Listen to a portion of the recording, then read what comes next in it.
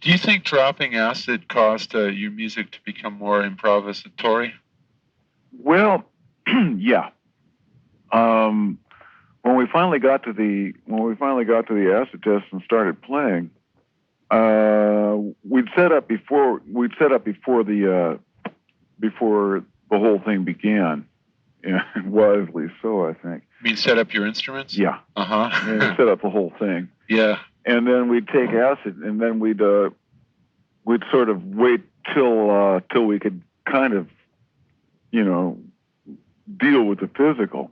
And back then, God knows who decided what the appropriate doses were going to be and stuff like that. So there were times when we were where it was, a couple hours at least before we come around and make a stab at trying to play, and oftentimes the first couple of attempts we'd get on, we'd pluck around a little, and we'd abandon ship pretty quick. It was hard to relate. We were heavily into hallucination and stuff like that. We got better and better at it as time wore on, so that we could take a pretty massive dose and hang in there after a while.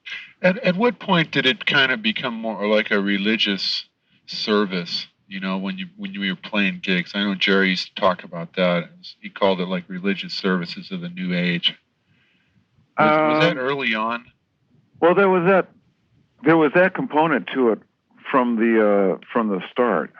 When we first started taking, the first time I dropped acid was on Jerry's birthday in 1965, and even then, the inner quest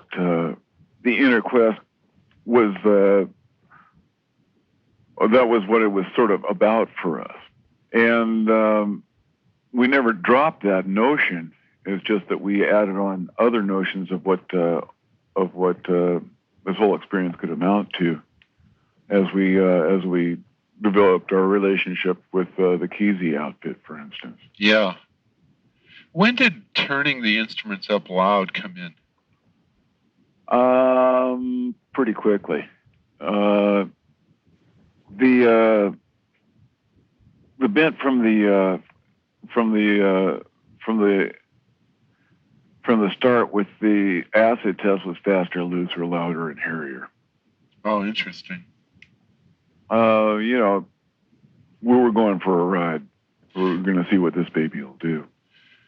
Jerry also mentioned that it was a very uncritical situation to be playing in. Right. Which really helped. That helped. And what didn't help was the fact that we were completely disoriented. So given that, we sort of had to fend for ourselves. Improvisation seemed we had to improvise because, when we were playing songs and stuff like that, we'd come around to what should be a familiar chorus, and it seemed entirely unfamiliar.